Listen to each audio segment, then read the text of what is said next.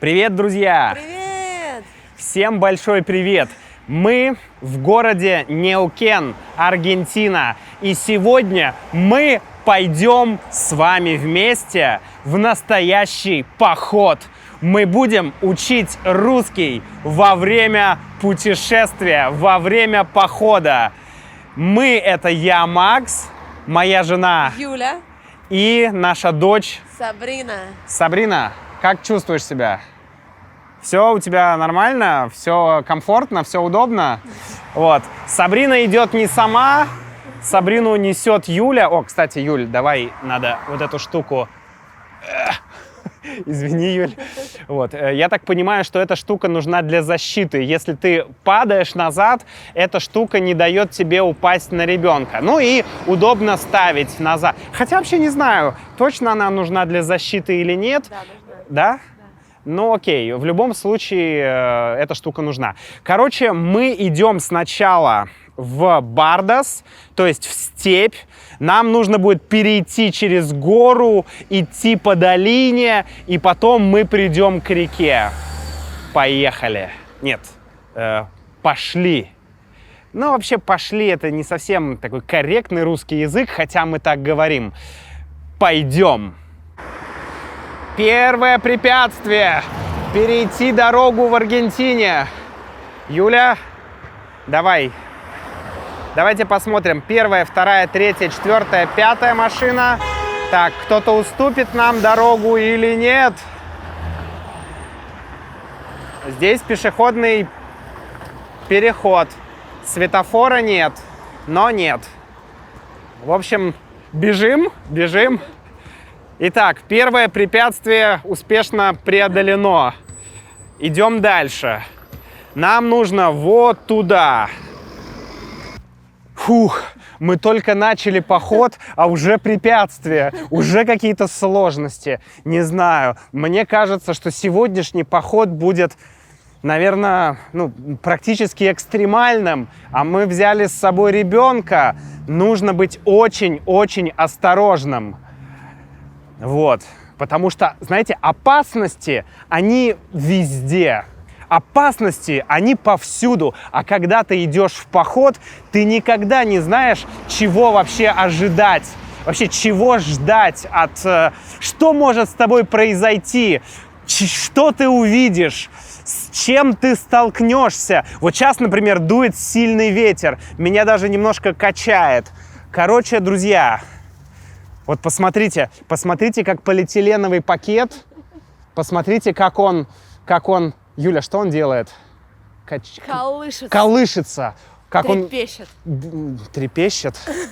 Это другое слово. В общем, да, он колышется на ветру. Да, спасибо, Юля. Колышется на ветру. Я просто немножко в стрессе, поэтому мне сложно говорить даже немного. Ладно, впереди Бардас.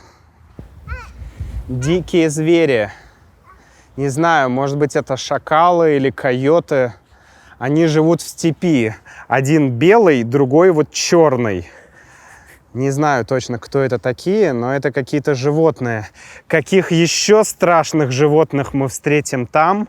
Каких опасных животных, я не знаю, друзья. Там впереди еще группа туристов. И вы посмотрите на это небо. Возможно, начнется дождь. А может быть, даже будет ураган. Я точно не знаю, куда идут эти туристы, о чем они думают. Там же такие черные облака.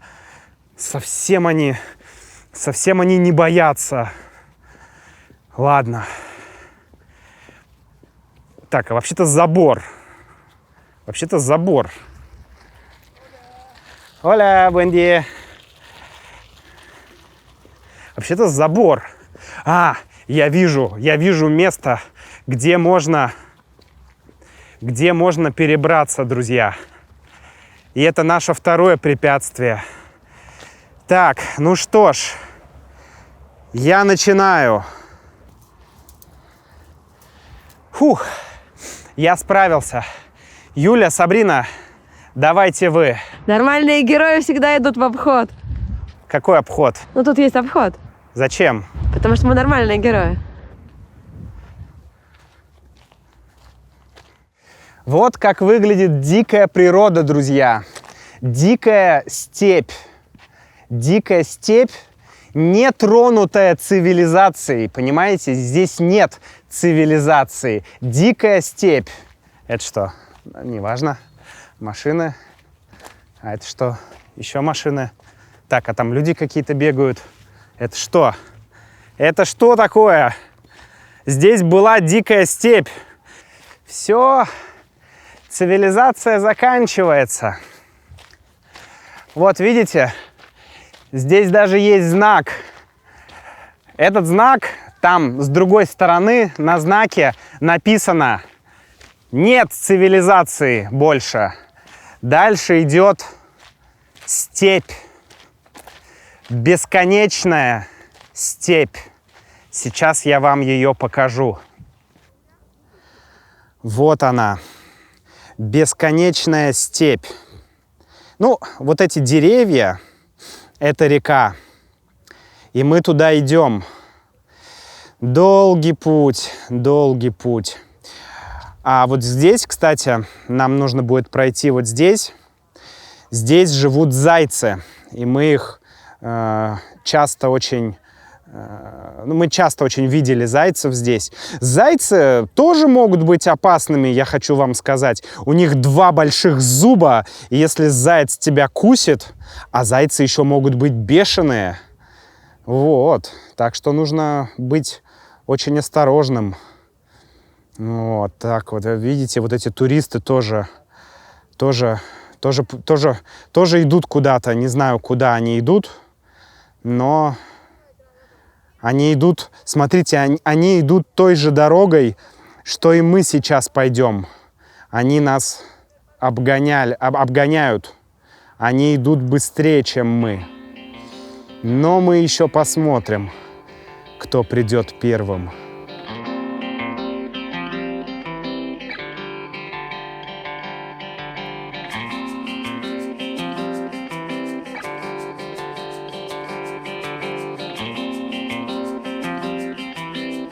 Привет, Сабрина. Как ощущения? Как ощущения? Нравится тебе степной ветер? Нравится, да? Да?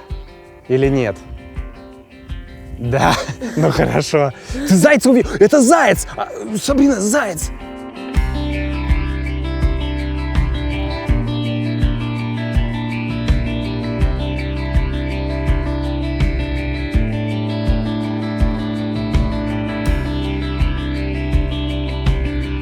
Пока мы не встретили ни одного дикого зверя,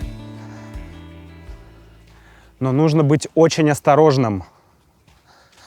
Зайцы гораздо опасней, чем они выглядят. Они выглядят милыми, серыми, пушистыми существами. Но я-то знаю,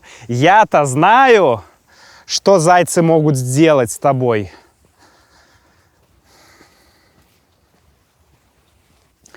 Друзья, наш поход длится уже 14 минут. И, честно говоря, я в растерянности, потому что я не знаю, может быть, мы заблудились. Дело в том, что дорога идет туда.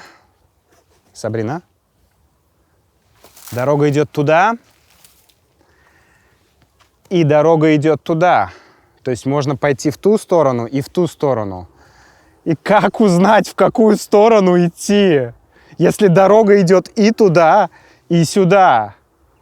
Есть какой-то лайфхак, как понять, куда тебе нужно идти? Если можно идти в эту сторону, а можно идти в ту сторону?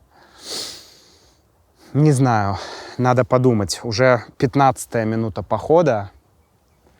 Да. Так. Я, кажется, нашел логово.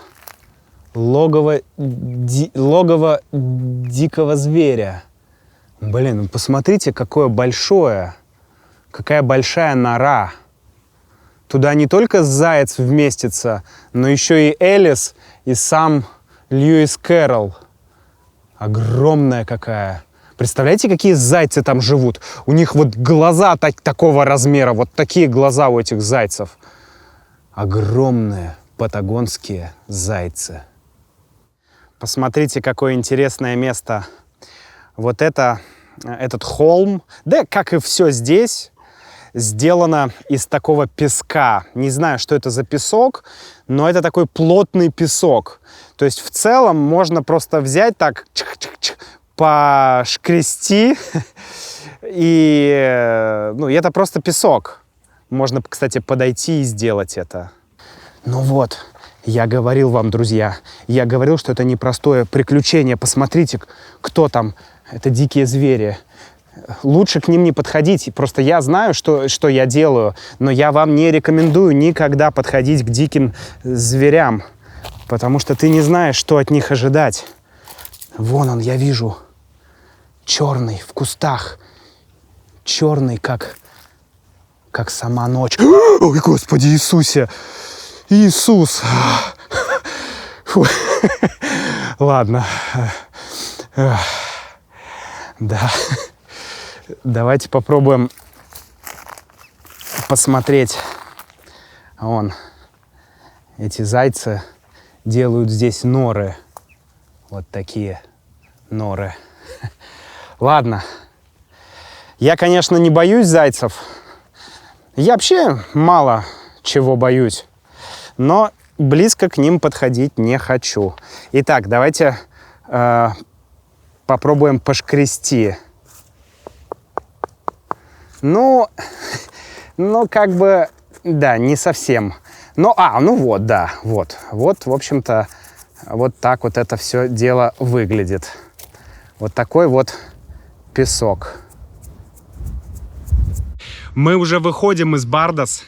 Вот там я уже вижу лес и реку. Да. Сабрина тоже видит.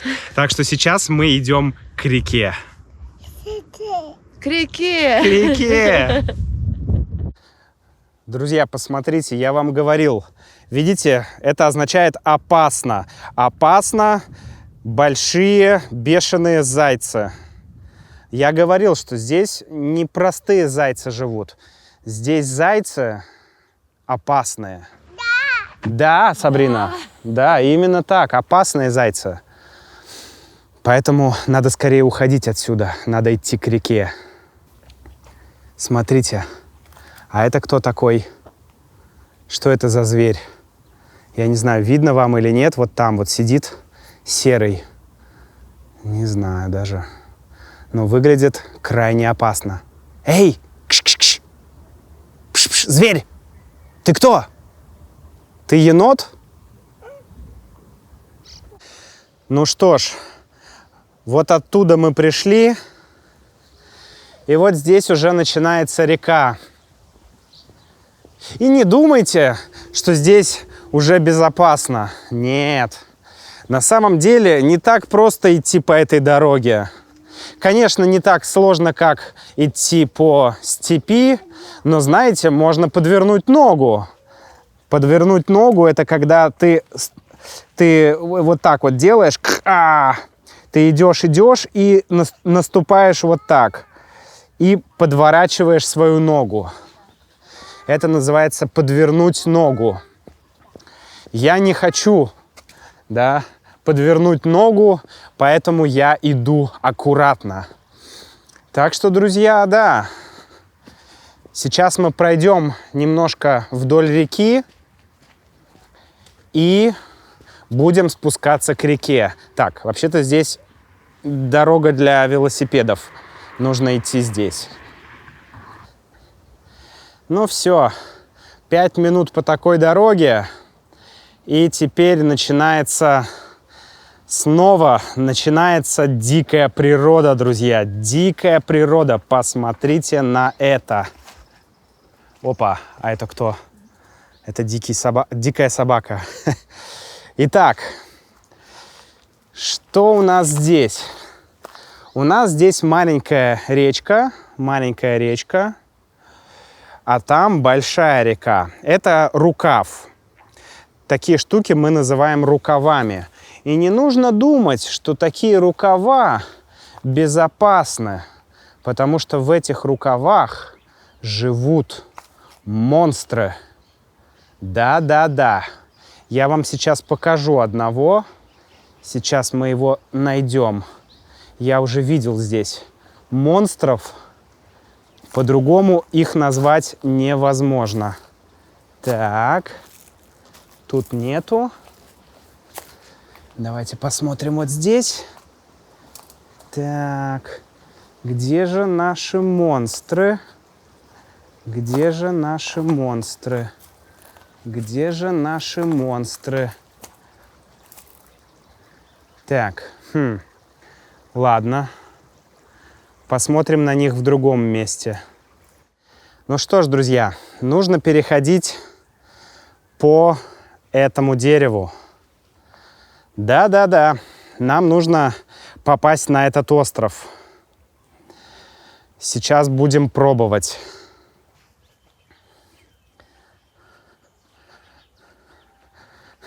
Блин, мне уже страшно, Юля. Может, не надо? Может, не надо. Может, здесь тоже неплохо? Отличное место, я считаю.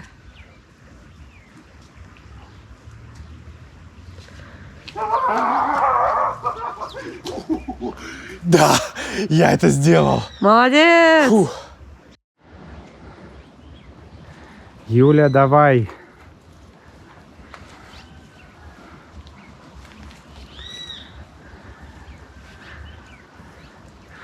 Я проверил только что, там в воде монстров нет. Ты не нырял. Я не нырял, да. Ну, кстати, да, если ты упадешь, то они могут приплыть.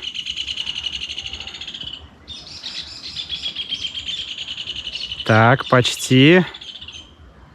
Давай. Давай, еще чуть-чуть. Один шажок. Еще один шажок. И последний шажок. Да. Ну а сейчас наш путь идет через лес. Ох, сколько поваленных деревьев. Видите, там поваленные деревья. Здесь поваленное дерево. А это что такое? Что это? Иу. Иу. Не знаю, что это, и не хочу знать. Вот сколько поваленных деревьев.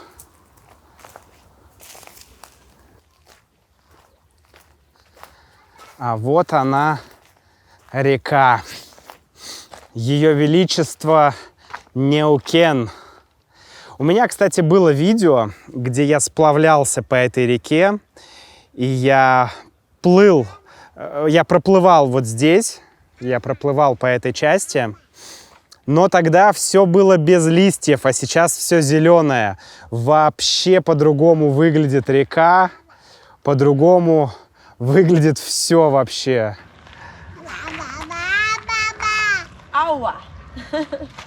Вода. Она говорит ауа. Ауа. Да, Сабрина слово «вода» говорит на испанском, потому что она так в садике научилась. Ауа. Юля, иди сюда. Сейчас пройдем немного через лес. И потом мы окажемся у реки. Это очень прикольное место.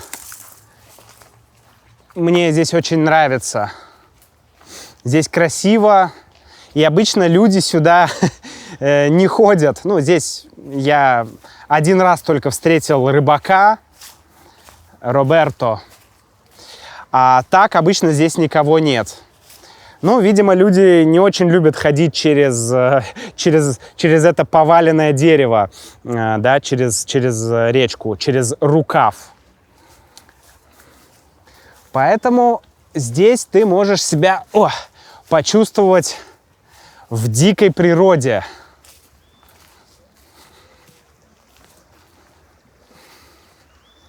Красота!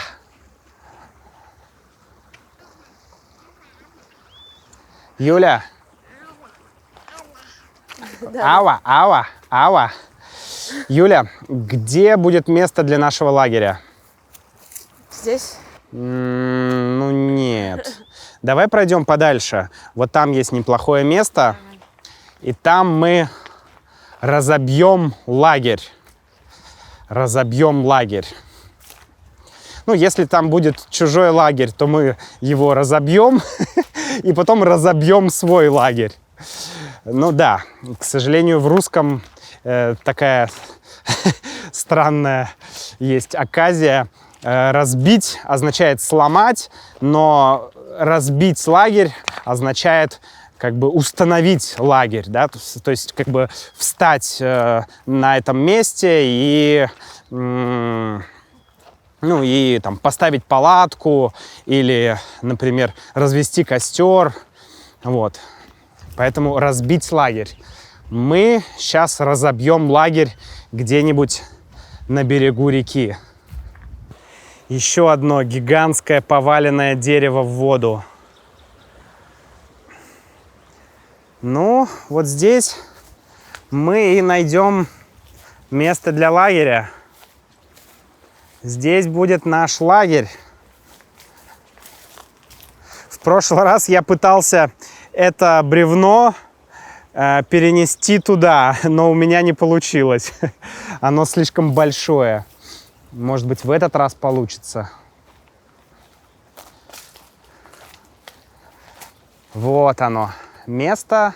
Можно сесть здесь наверху, а можно сесть прямо здесь внизу, смотреть на реку, на поваленное дерево. Кстати, еще 2 недели назад река была, как сказать, уровень воды был выше, воды было больше, уровень воды был выше, и поэтому вот здесь тоже была вода. Вот это все было, эта часть была под водой. Здесь даже видно, что еще не вся вода высохла, есть такие мокрые места. И вот туда, в тот рукав,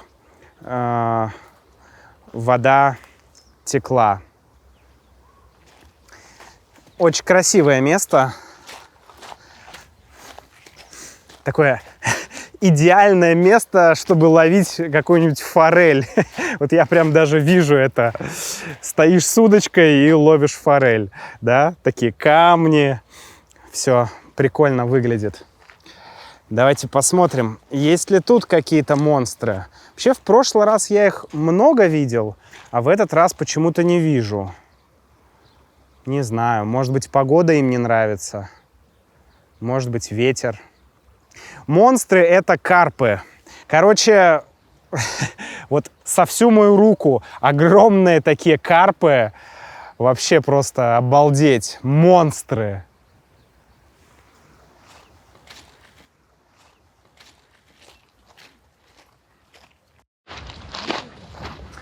О, Юля с Сабриной уже разбивают лагерь. Распаковка маленького гнома. Что, Юля? Распаковка маленького гнома происходит. Распаковка маленького гнома. Да. Вот так это выглядит. Только ноги не забудь, а то она сейчас вывалится. Вот я ноги тоже. Давай. А, ты забыла еще там... нет, все, ноги. Ноги только, да. Стремена. Да. Сабрина, все, можно гулять. Можно гулять. Ты маленький счастливый пупс. Да. Ну что, Сабрина, где место для лагеря наше? Где будем лагерь разбивать? Где именно? А, Сабрину это не интересует. Она идет дальше. Она пошла форель ловить. Ну, Сабрин, давай. Увидимся. Чао. Чао. Нет. Да, камни. Много камней. У нас сегодня есть термос для мате. Сейчас покажу, как я завариваю мате. Соответственно, печеньки, ну, мате без сладкого, это не мате. Немного фруктов. Так, фрукты, яблоки. Сабрина, сейчас покушаешь витаминов, и кашель твой закончится. Ладно, на природе такие вот классные мандарины у нас. Вот. Так, ну и набор для мате. О, кстати, я чуть не забыл одну вещь. Мандарины. А это что это, Сабрина? Банан. Банан. А это печенье. Да. Итак, нам нужна чашка для мате. Сабрина, что это было? Это хороший мандарин. Мы его хотим съесть. Чашка для мате. Трубочка для мате. Ну, трубочка, чтобы пить мате. Называется бомбия или бомбиша. И, конечно же, мате. Сама трава. Вот она так выглядит. Итак, что я делаю? Сначала я насыпаю мате в чашку где-то 2/3. Ну, вот примерно так. Сабрина, давай закроем, да? Закроем. Закроем. Вот. И сейчас нужно накрыть рукой, немного потрясти. Вот так, да. И сделать вот такую горочку. Сейчас туда нужно налить воды. Немного наливаем воды. И чуть-чуть вода должна пропитать шербу, то есть траву. Ну, я сейчас сделаю все побыстрее немного, чтобы не заставлять вас долго ждать. После этого нужно вот так воткнуть бомбишу в мате. Вот, втыкаем бомбишу. Получается вот такая штука. Здесь должно быть пространство для воды, для воздуха. И затем можно налить воду. И в целом можно пить. Ну, обычно это делается чуть подольше, но в целом как-то так. Отлично. Что ж, на этом наш поход окончен. Спасибо, друзья, что были с нами. Спасибо, что учите русский с Максом. Если хотите транскрипции, дополнительные материалы к моим видео и к моим подкастам, присоединяйтесь к membership-программе. Вы поддерживаете этот проект. Я даю вам больше материалов для практики. Ну и до встречи в следующем видео. Сабрина, скажи пока-пока. Пока-пока. Чао.